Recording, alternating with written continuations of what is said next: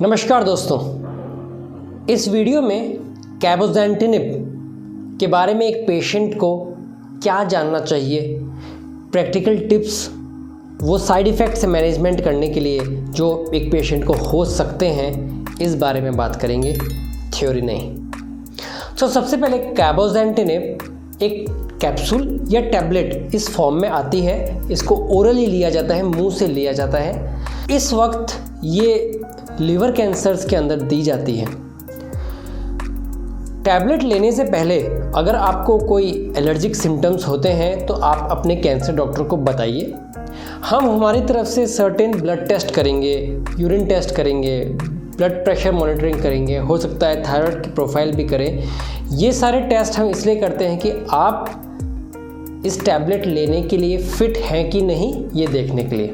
कैबोज़ैंटिनिब दूसरी जो कैंसर की गोलियां होती है उसके मुकाबले थोड़ा सा अलग होता है। इसके लिए इसको खाली पेट लेना चाहिए, खाने के बाद या दो खानों के बीच में नहीं, खाली पेट। इसके लिए मैं सजेस्ट करता हूँ सुबह सुबह उठ के सबसे पहली चीज़ कैबोज़ैंटिनिब लीजिए। अभी कोई भी गोली अगर आप लेते हैं मिस हो सकती है।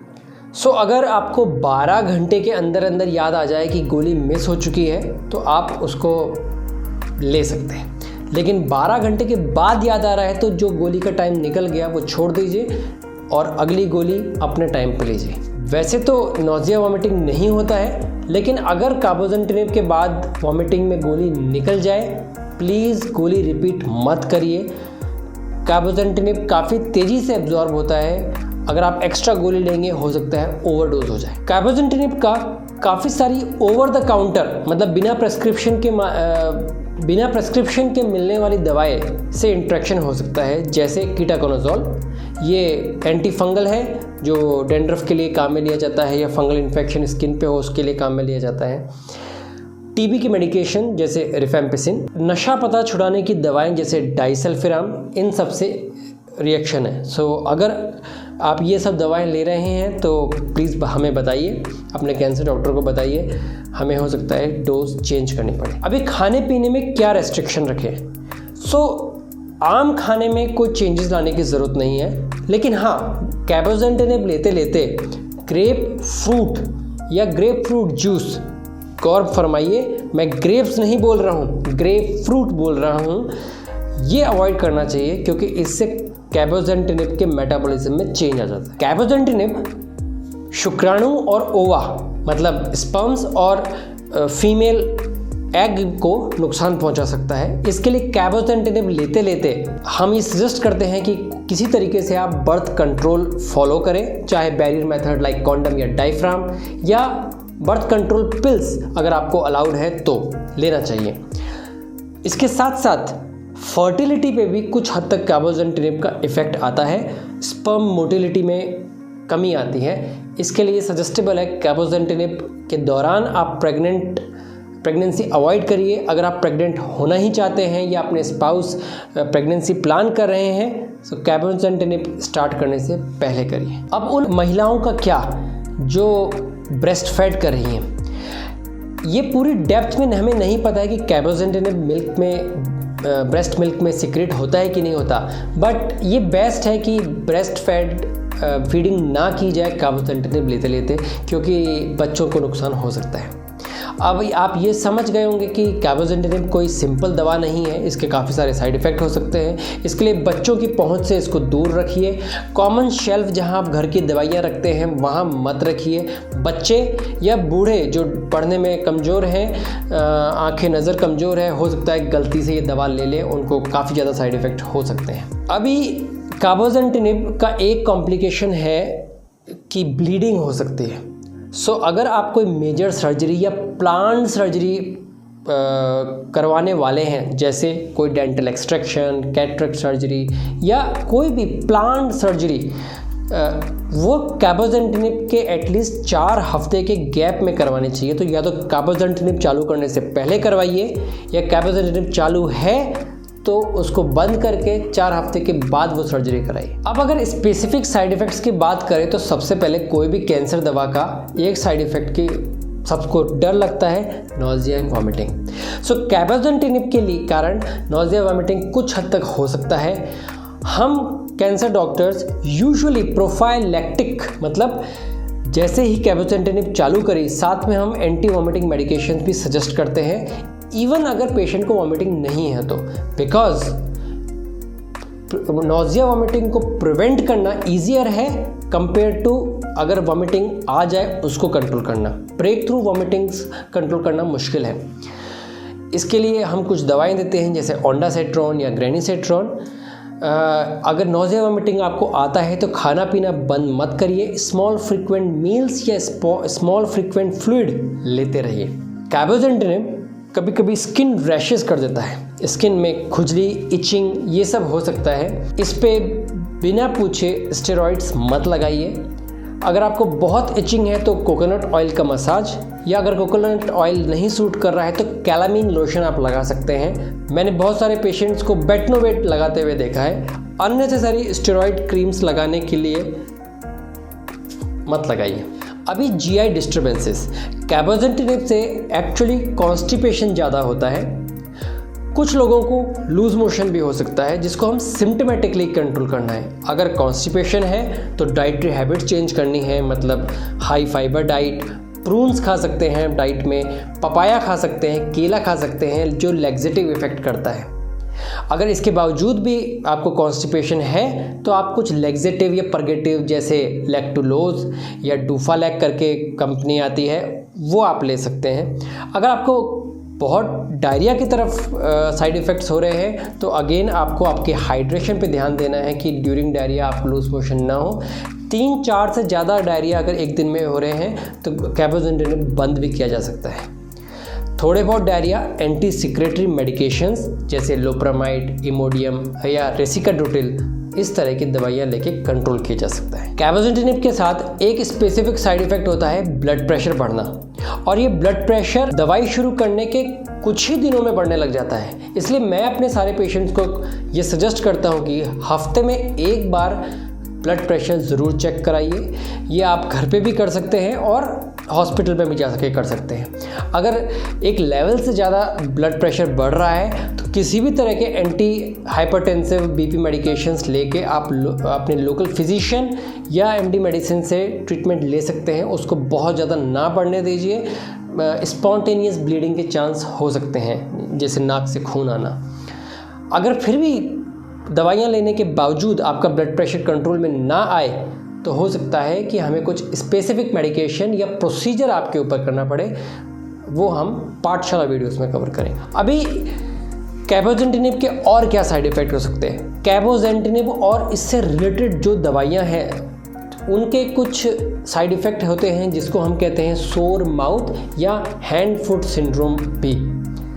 सोर माउथ के अंदर पूरे मुंह में छाले हो जाते हैं। ये कोई एक जगह छाला होता है वो नहीं, पूरे मुंह में सोरनेस होती है जो टंग को भी इन्वॉल्व कर सकती है। इस सोरनेस की सबसे इम्पॉर्टेंट मैनेजमेंट है इसको कॉम्प्लिकेट नहीं होने देना है। कॉम्प्लिकेट मतलब सेकेंडरी इन्फेक्शन, जब माउथ सोर्स होते हैं तो फंगल इन्फेक्शंस या कभी कभी बैक्टीरियल इन्फेक्शन हो जाते हैं। इसलिए माउथ हाइजीन मेंटेन करना है, रेगुलरली ब्रश करना है और ब्रश सॉफ्ट ब्रिसल से, बच्चों वाले टूथब्रश यूज करिए, हार्ड ब्रिसल्स मत यूज़ करिए। बहुत सोरनेस है तो उंगली पे भी टूथपेस्ट लगा के आप ब्रश कर सकते हैं। इसके अलावा कैसे माउथ हाइजीन फॉलो करें, गार्गल्स, अल्कोहल बेस्ड गार्गल्स मत यूज़ करिए जैसे लिस्ट्रीन या क्लोरेक्स।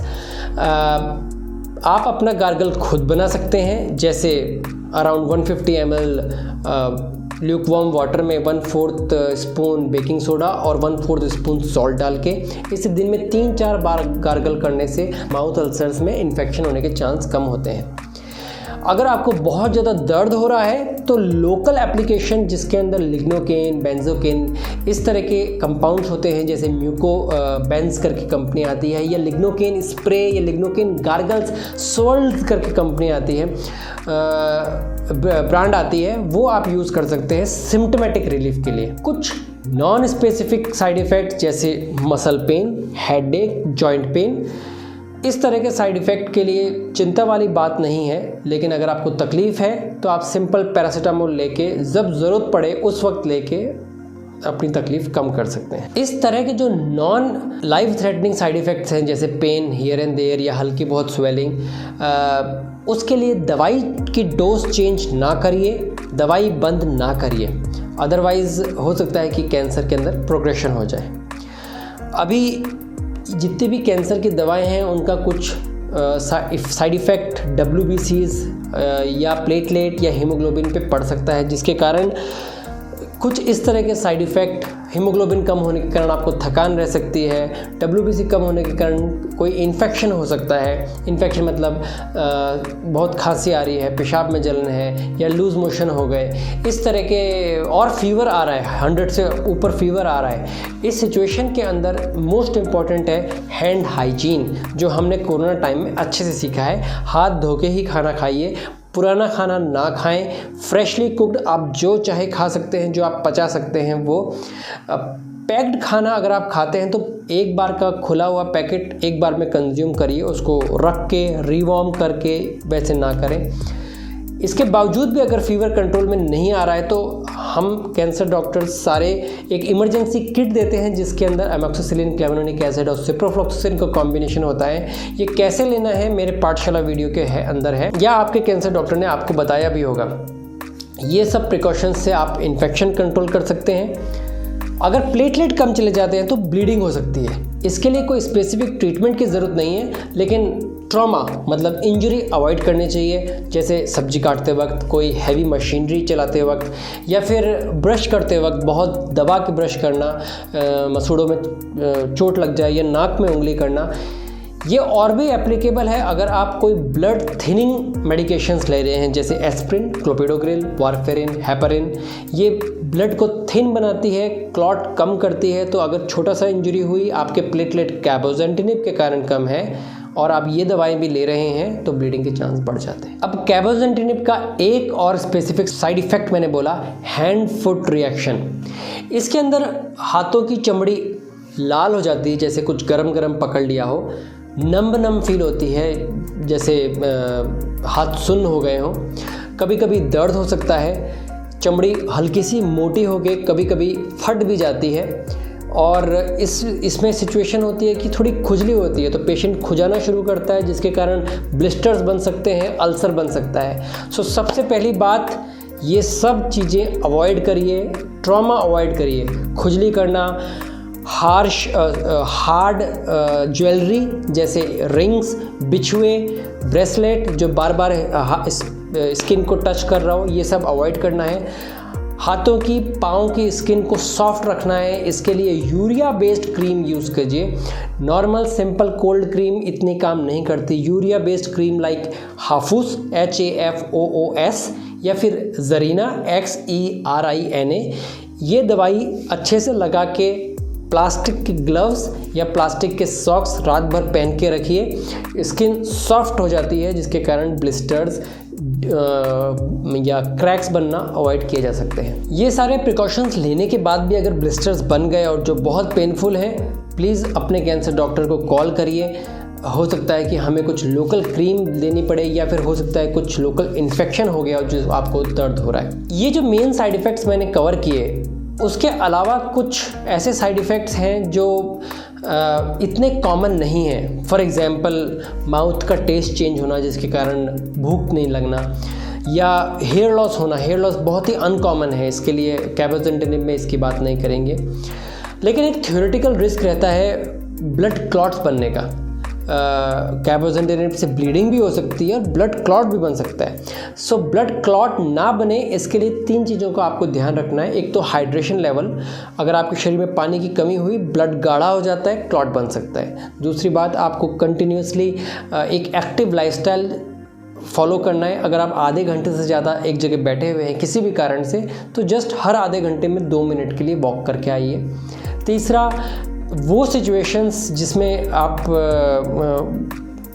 काफ़ी टाइट कपड़े या कोई स्पेसिफिक पोजीशन में बहुत लंबे टाइम की तरह लेते हैं, जैसे सर्जरीज़ या फिर बहुत tight clothing, skin tight jeans, ये सब आपको अवॉइड करना है, क्योंकि ब्लड का सर्कुलेशन इन कपड़ों के कारण कम हो जाता है। अब काबोज़ेंटेनिब लेते लेते डॉक्टर से कब मिलना है? इमरजेंसी लेवल पे।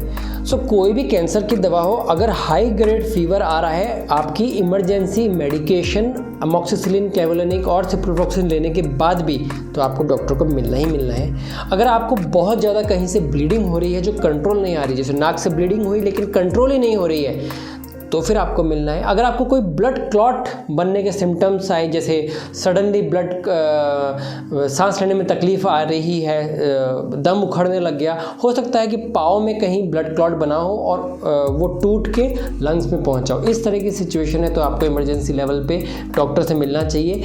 ये मैं सडन ऑनसेट मतलब एकदम से दम लगने वाली उस सिचुएशन में बोल रहा हूँ। धीरे धीरे दम लग रहा है, धीरे धीरे कमजोरी आ रही है, डिफरेंट है।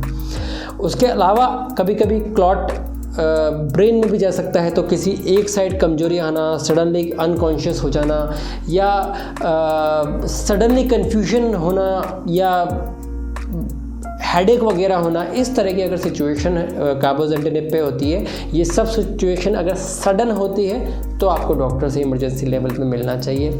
इसके अलावा काबोज़ेंटेनिब से मैंने मेरी प्रैक्टिस के अंदर ऐसी इमरजेंसीज़ होते हुए नहीं देखी है।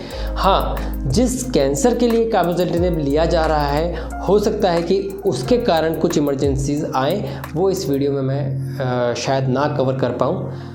वो कैंसर टू कैंसर स्पेसिफिक है। हमने सेपरेट वीडियोस बनाई है हर कैंसर के ऊपर हमारे पाठशाला प्रोग्राम में। Come there, probably it will help you. So आशा है इस वीडियो से आपने प्रैक्टिकल पॉइंट्स काबोज़ेंटेनिब के साथ क्या फॉलो करने चाहिए, किस तरीके से आप अपने साइड इफ़ेक्ट्स की प्रॉब्लम्स को कम कर सकते हैं, वो सीखा। अगर आप किसी को जानते हैं जो इस तरह के प्रॉब्लम से जूझ रहा है या कैंसर से जूझ रहा है, ये वीडियो शेयर करिए, हो सकता है उनको कुछ मदद मिल पाए। और हाँ, काबोज़ेंटेनिब या कैंसर स्पेसिफिक आप और डेप्थ में जानना चाहते हैं, जहां हमने और डिटेल में साइड इफ़ेक्ट उनके किस परसेंटेजेस में होता है और डिटेल में मैनेजमेंट कवर किया है, तो मेरे पाठशाला प्रोग्राम में आइए। सी यू देयर। तब तक के लिए नमस्कार।